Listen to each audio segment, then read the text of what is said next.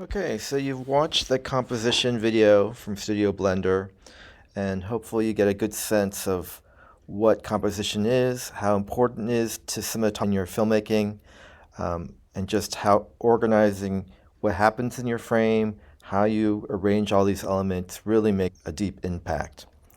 So now you're going to practice and do an assignment where you're going to make pictures exemplifying each of these different elements. So first, points. Just a reminder, points are literally points on the screen that you want the viewer to be drawn to. So where does your eyes go first? So just being aware of that, whether it's a character or an object, specific spot. A good way to shoot using points as an idea is the rule of thirds. Okay, so rule of thirds is where basically your frame of your picture is divided into thirds horizontally, these lines, and vertically. And when these lines intersect, that's usually where you're going to put your focus for a lot of your compositions. Now, there are films that break this rule, but it's a good way to start thinking about the rule and then using it first before breaking it. So what I want you to do is shoot a picture that uses the rule of thirds and puts where you want the audience to look at one of these intersections between these lines. And then we'll go on to the next concept. Now, here's another way of looking at your frame and points. So we have the golden triangle, which is basically if you divide your frame in with a diagonal, this is actually slightly off, but you get the idea. And then you have a line coming in on a perpendicular on both sides. You can use this diagonal concept to put your points. So here we have someone with a gun, they're having a robbery, this guy's looking at her, which is along this line, and then you have Samuel Jackson at the bottom point. Go ahead and shoot an image that uses the golden triangle and just experiment with that, because that'll be helpful for your filmmaking. Next element is lines. Now, lines are really important because they guide the viewer's eye and they also give a sense of mood. They can be really helpful in both of those areas. You can pick whatever you want, diagonals, verticals, horizontals, but go ahead and shoot a picture that uses the lines concept. Our next concept is shapes. Now, shapes, just like circles, squares, triangles, they are really useful to create emotions, sometimes to create theme. In this very famous still from The Graduate, we have Dustin Hoffman here, who is being seduced by Mrs. Robinson, and her leg is creating the top part of a triangle, and that frames Dustin Hoffman. They could have shot this in a lot of different ways, but this definitely has a strong emotion attached to it. So go ahead, use shapes in a picture to create some kind of strong emotional response. Our next concept is textures and patterns. Now, textures, like in this image here from Blade Runner 2049, I believe, has a lot of texture to it. Using light with the water, it's a really beautiful image, and that creates a very otherworldly vibe to this picture. Patterns are also important. You can use, like a carpet pattern was used in The Shining to create a kind of maze-like feel. So textures and patterns are really helpful to help the audience to really ground them into this world. So go ahead, take a picture that really uses one or both of these concepts. Our next element is space.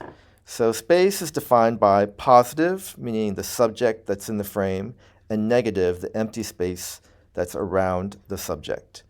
The way you use positive and negative space really can help the audience understand how they should feel about the subject and the relationship to their surroundings.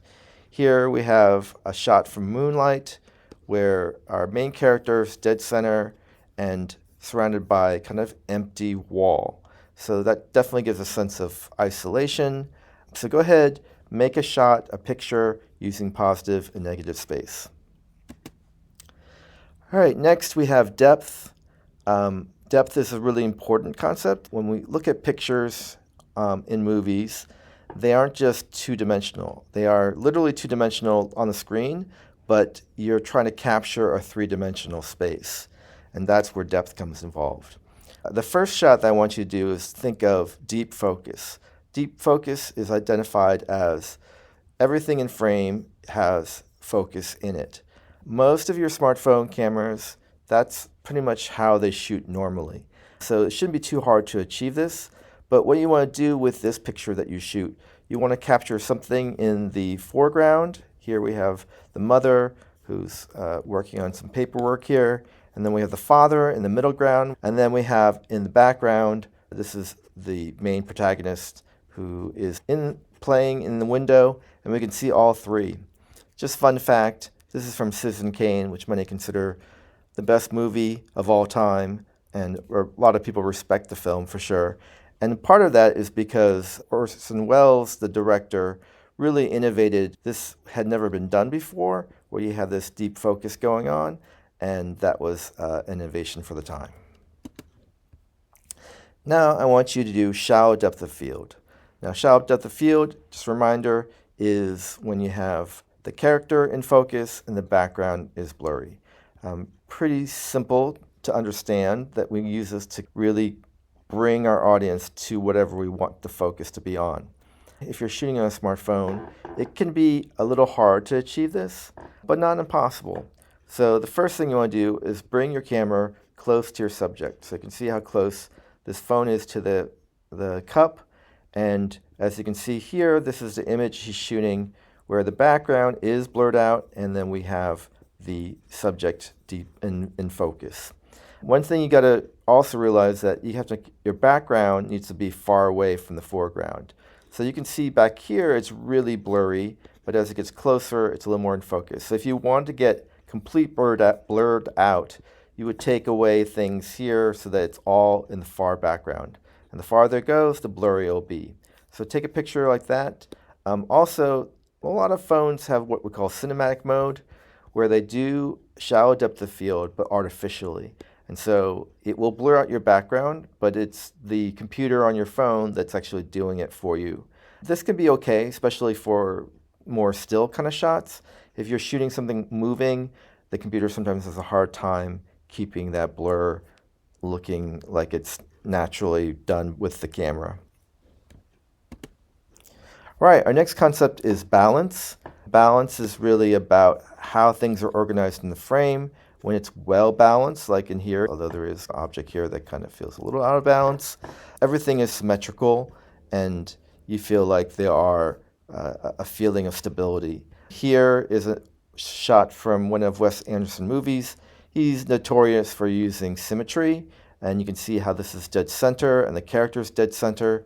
He uses this a lot. And so I want you to just go ahead and shoot something that's very symmetrical and just get a sense of how that balance makes things work.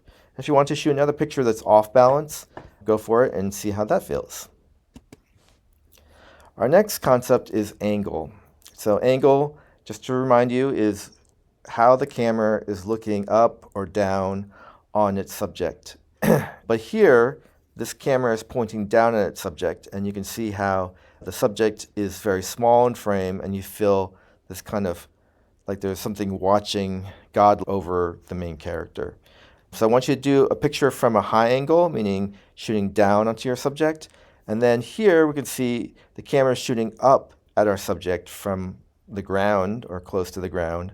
And you can see how these two characters seem very powerful. So I want you to do one of those to get that sense of power and just use that angle. All right, we're heading to the end here. You're going to shoot two pictures here, one to exemplify color. So color in terms of composition is really important because depending on how you use the color, it can really throw our focus. Here in a shot from In the Mood of Love, we have our character who's in a green dress, which there's no green in the frame. It definitely stands out among all these other things, and so our eye are going to this character. Take a picture that uses color to draw focus. And then the next thing is tone. So tone really defined by how bright or dark the image is. Here, a shot from Indiana Jones, very bright, a sense of that sunset. There's definitely a vibrancy that's going on with this image.